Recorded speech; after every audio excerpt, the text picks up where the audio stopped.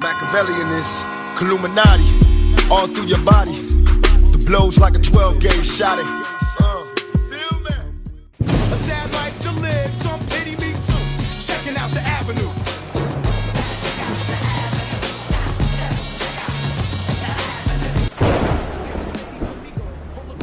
Chrome-plated 380, but long as the P is still free, and there's corners where we could clock. Money won't make your world stop, baby. I remember one day Angie Martinez said to me, yo, how are you and Tupac so tight?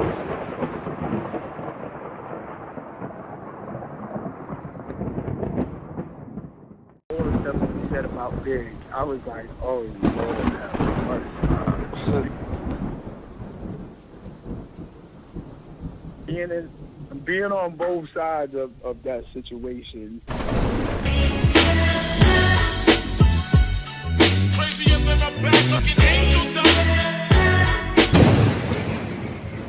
Only Gab can do it like this.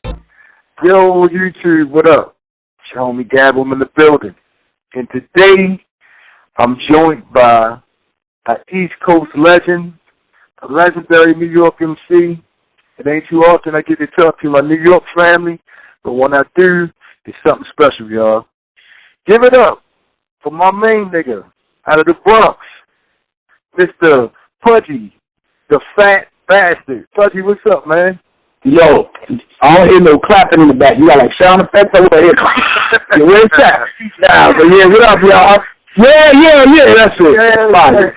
Yeah, perfect. That's it. That's what I hear in my head when I step in the room. So, what up, everybody?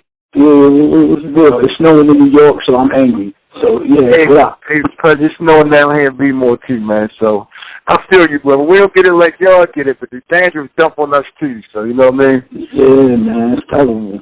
Mother Nature got a real dangerous problem this time of the year. Let's get right to it, man. Let's get right to it, because I don't hold people up, man. The people... Nah, you're not holding me up, bro. I ain't going to hold you up, man, because people want to know what you know, Pudgee. You was there, man. First of all, let's get into it. You know, how did you first start rapping, fam? Like, when did Pudgee first pick up the pen? And, I first picked up the pen in 80 whatever. But I didn't really tell nobody I was writing it until, I think the first year of high school. Second year of high school. Yeah. Second year of high school, I told, my man Mark, I pulled him to the side and said around to him, I had on a piece of paper. And he was like, yo, you should keep that up. That's fire. But, I didn't really know what I was doing. I really didn't like my speaking voice at the time, so I was rhyming like Rakim and some fake voice, but he thought that, the lyrics was on point. So Mark Allen, I always give him his shine because he's the one who made me continue. Like, had he been like, yo, this is trash, get your ass out of here, go play basketball, I probably would have did that. So that's when I really started, I guess, working on that, and that was like 1986. 1986. God damn. Yeah, I was looking at your catalog, bro, and I remember watching your videos on BET and like MTV, and your catalog is fucking phenomenal, man. Just the people that you was in concert with, the people you hung out with, the people you rubbed elbows with. I mean, for those that don't know, Pudge is running with. He got joints with G-Rap. He got joints with Biggie, Lord Tariq. I'm sure you crossed paths with like Peter Guns and all of them niggas. Yo, looking back at it, do it ever blow your mind, like the amount of like hip hop history that you was around? Because we ain't even gonna get into the main piece, not yet. But the amount of hip hop history you was around, did that ever blow your mind? You know what? I'm gonna tell you something, and I think this is for most people. When you're moving and shaking, you really don't know what you're doing because it's like in the moment. You think you're doing something, that one thing, but you don't really realize the ripple effect that it has as far as the culture, the community, and your own life. You don't see the projected future at that moment. You just know, yo, I ran into Gab. Yo, I ran into so-and-so. Yo, you know, you're chilling that day. Nobody's really like, yo, 10 years from now, everybody's going to be talking about how we was friends. Nobody knows. Right. Nobody knows. Right. You're the person. Like, you know, just to run down it real quick, like, I've probably done a session with everybody from my era, and it's dope, because when you talk about it, how you speak about it, it's different for me, because I did a lot to get where I am and where I was at that moment, because we didn't have a YouTube, we didn't have a SoundCloud. I had to directly connect with the consumer, meaning I had to run in the skate key or run in the ciphers and rhyme for people. I had to run up on rappers in probably the most awkward moments, like you coming out the store with your girl, like, yo, let me spit something for you. You know, I had to be that person, because that was that's how I became friends with Premier and Guru. Like, you know, you run up on people and you just start rhyming and you be like, you know, and I'm a person that thinks, so I try to make sure that it's not too disrespectful, but in your mind, and that's why I get it when other people do it to me, in your mind, that's the one moment, that's the moment that you have to seize. You feel like you're never going to get this opportunity again. Yeah, so, you know, I've known most of the people before they got on. I knew Foxy when she was 12 years old. I knew DMX when he was not known to the world, because I hate saying when somebody's nobody, but when no one else knew about him except the hood, I knew about him. We did records together. I performed for him at his birthday party at School 12 with the Locks. We were all young nobodies just rhyming on mixtapes, you know what I'm saying, or just chilling in the hood.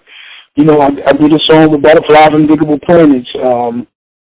The Money Don't Make It All Stop remix. I had Royal Flush, D-Nice, NOP, Funk Master Flex, all people jumping in, but all of those was through personal relationships. Like, and I think that a lot of people don't understand the value in directly having a relationship with someone instead of sicking your manager on them or trying to dub them off to your homeboy and acting like they're nothing.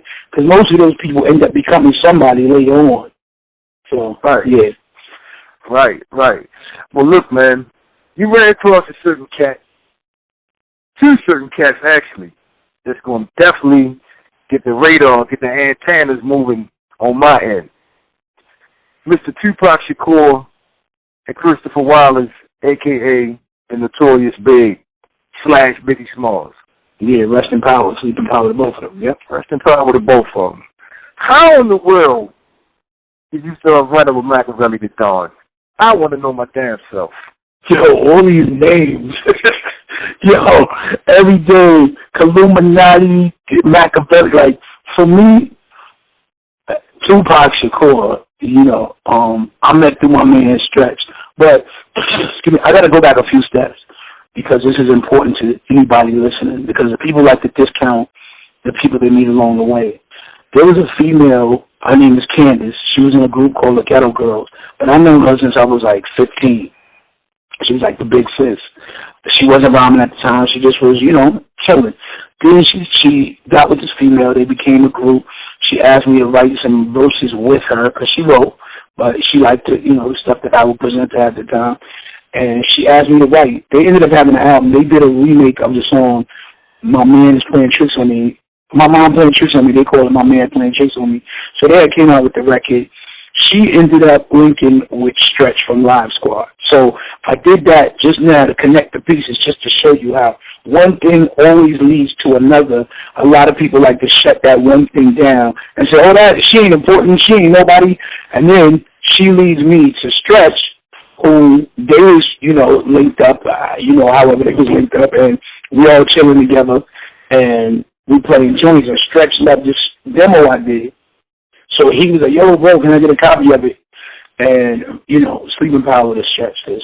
Without him having this story wouldn't even be happening. But he was playing the tune for Phat. Phat was just becoming a dancer for Digital Underground at the time. And they was always chilling together. So he called me and they were like, yo, you got to meet my bro because he is in love with this joint you did on the demo. I'm like, who that? He's like, he just dance. He don't really do, you know, he dance, he probably right around, but, you know, he just loves the shit. So we went out to ATL, and as soon as I seen him, the nigga ran up and me like, yo, it's screaming. And then from then on, it was organic, man. We was always linking up, always hanging out, always talking, always trying to, I don't want to say impress each other, but we was rhyming for each other, trying to show people what it was, because he was at that point now on his rap journey. You know, he had always been writing poems, but he was on his MC journey at that time. Right. Man, that's dope. So you meet a young Pac, and Pac was a fan of your work. Yeah, which was a big thing for me. You know, it was a big thing for me because I always respected my peers. You could be nobody. When I say nobody, I mean you could be not some well-known entertainer. You could be somebody that works at a supermarket. If you tell me you like a joint I did, I take that with me, and I respect it because that's what I'm doing this for. I'm not doing it to impress myself. Otherwise, I can make songs and put them in an iPod. You know what I'm saying? So anybody, when they stop and tell me, yo, that joint you did called so-and-so, that joint rocked my life out. Yo, I need you to da-da-da-da. I like all that. So that we really bonded because he was so humble that he could give it up to another person about their music. You know what I mean? And a lot of people are so competitive, they can't give another dude their shine. They're like, right. Exactly. Yeah, and I've been in the room with those dudes, so he was unlike that in that way, and that resonated with me. So we bonded over that, and we bonded over the fact that we're both truth tellers. Like we're gonna say what's on our mind, regardless of who like it and whatever the repercussions is. The truth is the most important thing. No doubt. Now, Pudge, how long after that, you know, the young Pac start kicking and start hanging out? When did y'all really start bonding? Immediately. Like, let me see, when I came back from ATL, we started finding out that we knew people in common. Like I said, he was just doing the digital underground thing, so he wasn't Tupac yet, so it wasn't the same. It wasn't like MC, but I knew a whole dancer community, and he knew a lot of dancers, so a lot of the dancers that I knew, he knew, like Flex, who's married to Shanice now. We knew all the same people regardless, because the hip-hop community at that time was tight-knit, because if you was trying to get on, you wasn't home uploading to YouTube. You was in the club meeting people. Right, you was out on the boat. Absolutely. So what about that trouble Roy? Yeah, I know. What do you mean? Those was my dudes. I just, funny you should say that. I just ran into G-Wiz, Glenn, on Instagram, and he was like, bro, you know, like, these are the homies. Like, Heavy D was my guy. So, yeah. Right. So let's check it out, man. Rest in peace to Head and rest in peace to Stretch. I forgot to shout out to Majesty, shout out to Money B, Digital Underground. These are my niggas. But check this out. All right, so Pudge, so dig this. So, you know, give everybody an inside glimpse of what kind of personality Pac had. You know, you said he was humble, but we know Pac had a silly side, a wild side. What was that like in New York City with a teenage Tupac running around? I'm going to tell you, truthfully speaking, Pac and I were like twins, personality-wise. That's why it worked. Like, he could say something off the wall, and I'm going to say something off the wall but I'm silly at the same time. Like, I feel like people like us are well-rounded people. Like, it ain't about walking around with the hammer in your hand and a Batman mask on all day looking mad at the world. It's about enjoying the life that you have, because as you can see, most of the people we spoke about, they didn't get to enjoy a next phase of their life. So for me, the thing that Pac, I think, appreciated the most about our interaction was that we was whatever we was at the moment. We wasn't trying to front. We wasn't trying to stunt. We was just keeping it 100 all the time, being whatever. Yo, look at this clown ass nigga, laughing. And then if it's a serious issue we got to talk about, we talked about the serious issue. It was never, we was young. You know what I'm saying? I can't even tell you that I even know what I did that made us so tight. Because there's other people in the industry that I had the same bond with. They were the same people as us. There's a few of them that exist. And I think that, I think the biggest part is that Pac tried to remain a human being the whole time. Remember, he got the Black Panther background. His family was grounded. There was always a movement. It wasn't just about people. He didn't come up with people trying to get the bag. You know what I mean? He came up with people trying to make a statement and make a difference in life. So when you're pressurized by that message, his mother was on drugs, you know, those things change a person. And when your personality is pressurized in that way, it brings out or develops other characteristics of your personality, survival characteristics that make you appreciate family, because once you see your parents on drugs, but the next person's parents not on drugs, and how they go out to Disney World, you know, these are things that he said, you know, my mother didn't take me to Disney, I didn't have those experiences. So it makes you appreciate life in that way, that you take every moment as, I appreciate what's going on right now. I appreciate my friends. I appreciate my family, because I know people that don't have that. And that's who he was for me. And it's funny you said that, man. I was just explaining, those very things to someone about Tupac. Everything Tupac went through, or just like all of us, is what cultivated him into what he became. You know what I mean? What I'm trying to say is, like, people only see the finished product, but it was so many different things that happened along the way, so many different places he's been, and friends, and all these things, made Tupac into the vessel that he became. Well, and you know what? Let me just add on to that, because when I first came in contact with you, you got the same Phat genuity, like you're 100% you. You know what I mean? And you can give shine to a dude, but you still, you don't feel like, when you talk about somebody else, you don't feel like it's taken away from you. You know what I mean? And when you just said people like to see the finished product, I call that the snapshot. Because you take a person of a snapshot of a person where they are in their life, but you have no idea what it took for them to get there. You just like, yo, they got this. And some of it is bad. You know what I'm saying? Like, you idolize a person that's driving this car you want, or got this chick you wish you had, but you don't understand that he could have, whoever did whatever to get that money, to get that car. People out here scared and ruining grandmothers' lives right now, and you idolizing them driving around wearing Gucci belts and Gucci, but somewhere some grandmother ain't got their pension and somebody's credit is twisted. So the snapshot don't work for me. I see what you got. That's cool. Even if you got everybody. I meet chicks. I meet dudes. They diesel. The chicks got the perfect body. Their story be like, yo, I was 500 pounds years ago, and then this dude told me, this is what this chick said. She was like, he told me I was fat and I was never going to have a man, and that made me stay in the gym forever. So I'm never going to not be in the gym. And, you know what I'm saying?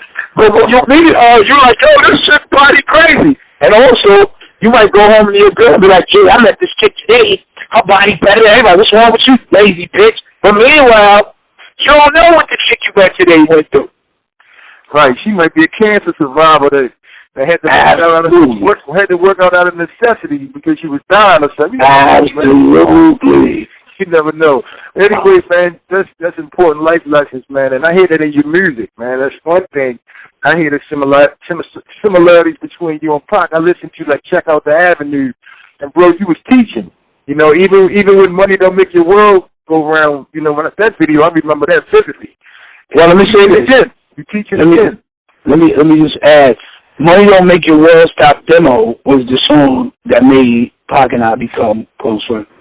So the demo of that song, when I had no deal, when I was nobody that the world knew, that was the song that Stretch took and played for Pac. So it's funny you talk about that song.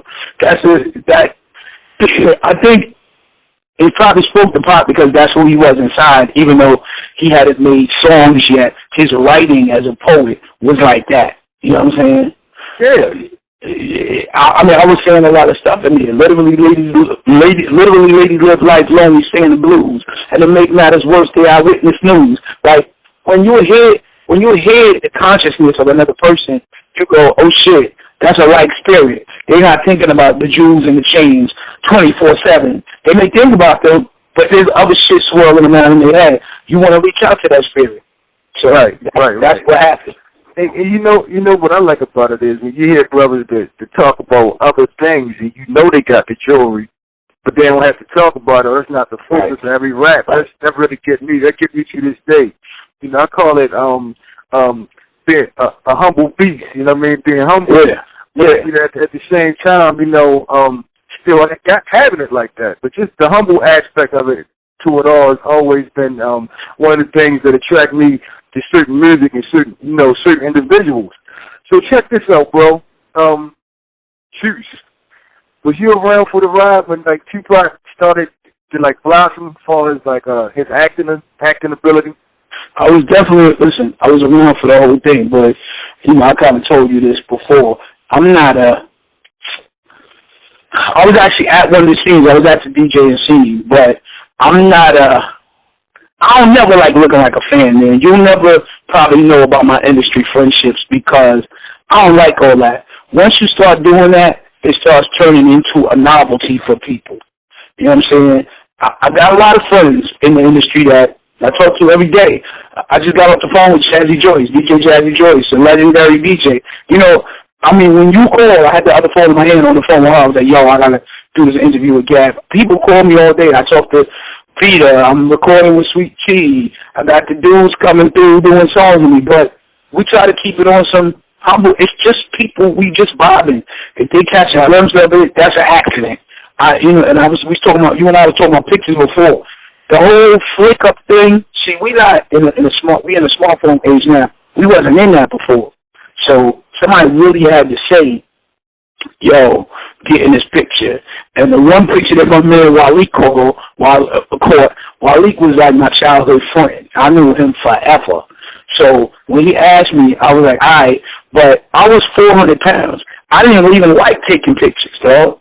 Like, when they first told me I had to do a photo shoot for my album, I was mad as fuck.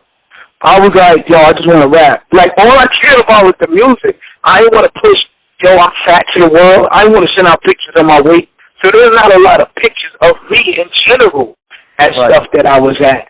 I was at I was at New Jack City. I was in a whole bunch of different movies, but I kind of played the back because I don't want to say, people say you was never insecure. I wasn't insecure, but I was always hyper-conscious about my weight.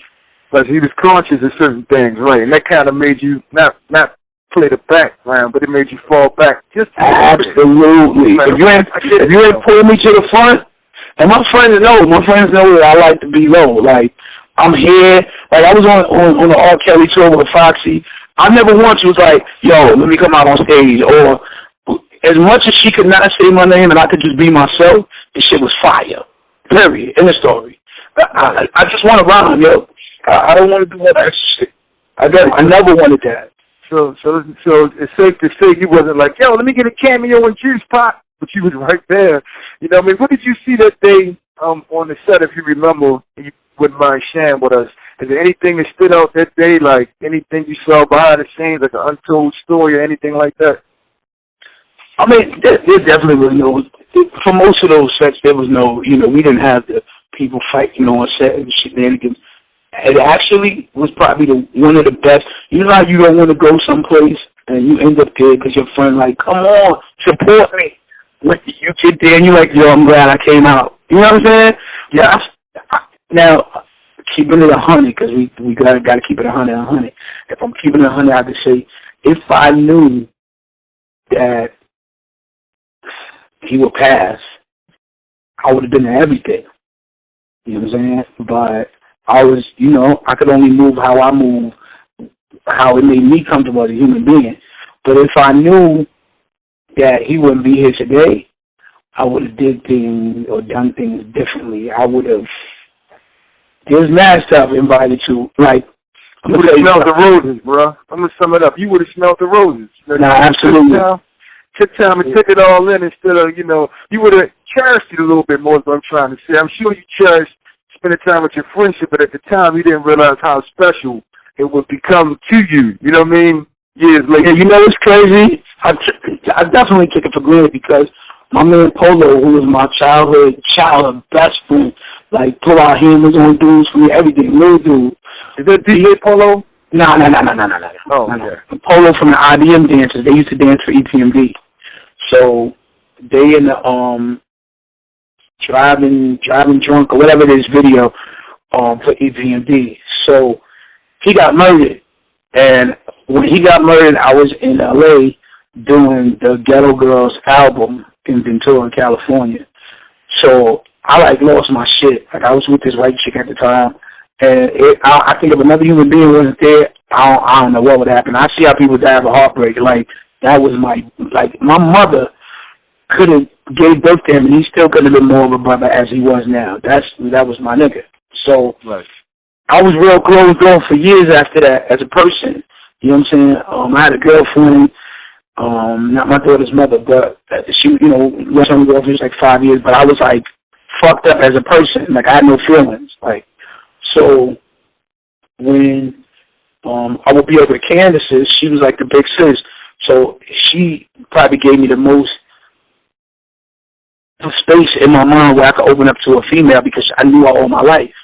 And at that point, when she brought, you know, Stretch and then Pac into my life, it was a place where I guess God knew what he was doing because it allowed through her and then through Stretch, through Pac.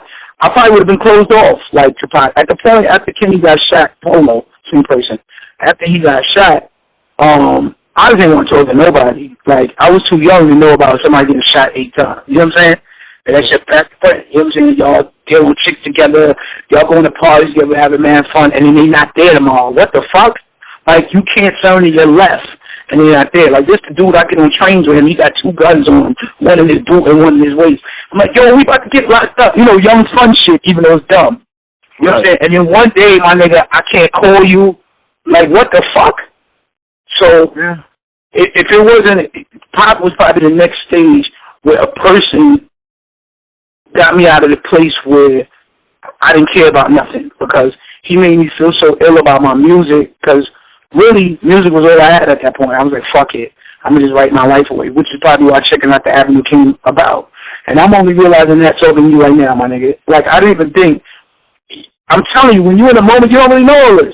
And now that I'm saying that, I'm like, yeah, I'm like, I guess Checking Out the Avenue came about from me as a young nigga having my eyes awakened to all the bullshit that was going on that could possibly go on.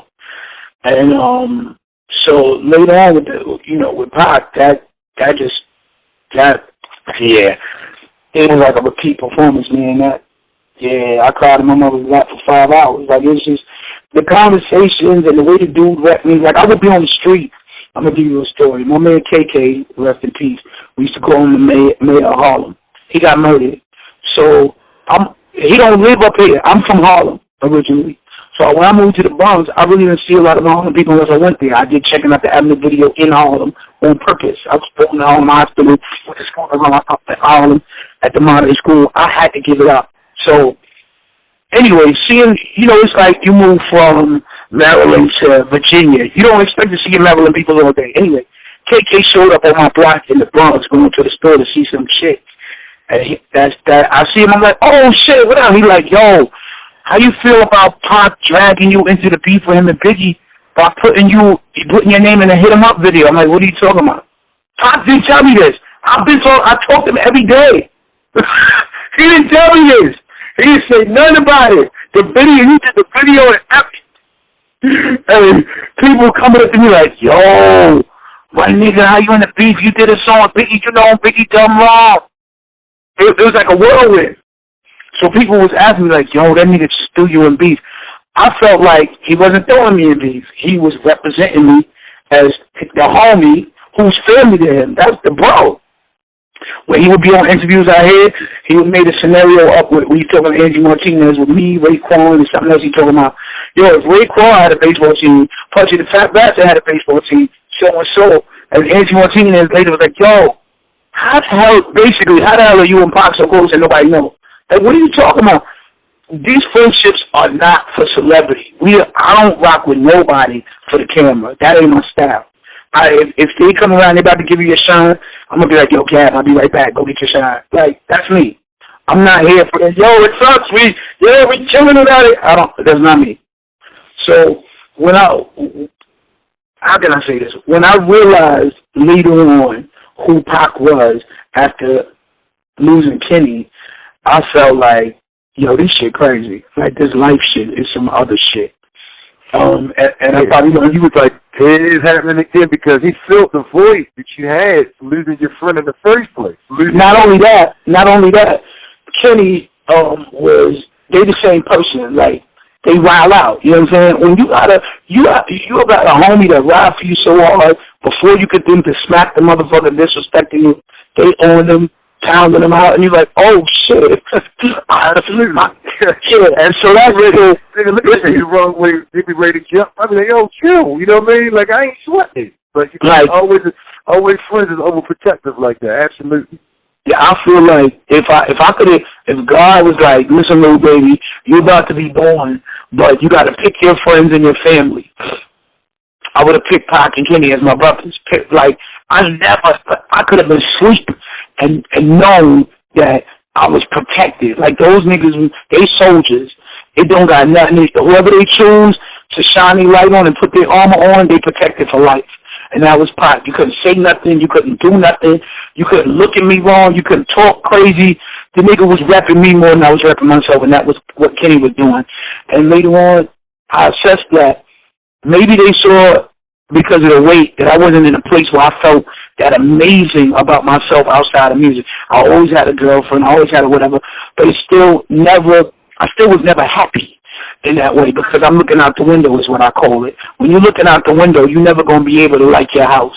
You're never going to be able to like your house, because you're looking across the street like, oh, shit, he got a bad wife. Oh, shit, he just bought a new car. Oh, shit, he and his kids is having mad fun and I ain't got no kids. I mean, I have kids. I'm just saying, that's what somebody going to feel like if you're looking out the window instead of looking inside your motherfucking house and being grateful. So at the time when, you know, we coming up as young niggas and bitches is liking the basketball player niggas, and I'm like, 400 pounds, I'm like, yo, what the fuck? Right. So those niggas showed me how, through their love, I got to love myself. I understand that those people are valuable people to the world, but they don't understand that they helped cement me as a human being. They were my stronghold. So I'm going to tell you something that you probably won't ask because you don't know. Let me tell you this one situation. And I know I told it to one other person, but I'm going to tell it to you. So Phat is coming to Queens one day because they having Queens Day. And Queens Day is like, you know, I'm sure they got something like that out there, you know, a big whatever day in the park where everybody come out, blah, blah, blah, blah, blah. Right. He was coming to Queens Day. He don't tell me how he coming. He don't tell me who he coming with. He just tell me to come through. So I go with my brother. I'm thinking we just going to meet up, walk around, see what it's like, blah, blah, blah. So he's calling me, I'm calling him, he's calling me, I'm calling him. He called me, I'm like, I don't see you. He like, I'm right here. I'm like, I don't see you. And I'm telling you, this is Queens Day, so everybody in Queens is out, right? So he like, I'm right there, I can see you. I'm like, I don't see you. Next thing I know, I see like, it had to be like 100 niggas part. Like, I was calling him Moses after this, because it parted like the Red Sea, and he comes walking down. He got like 100 dudes with him. Whoever was with him is going to remember the story. These dudes just ran up and hugged me. I said, yo, Moses, what the fuck? Like, how you gonna be at the whole Queens Day and look like you brought the whole Queens with you? MAKAVELI in this, Illuminati, all through your body. The blows like a 12-gauge shot.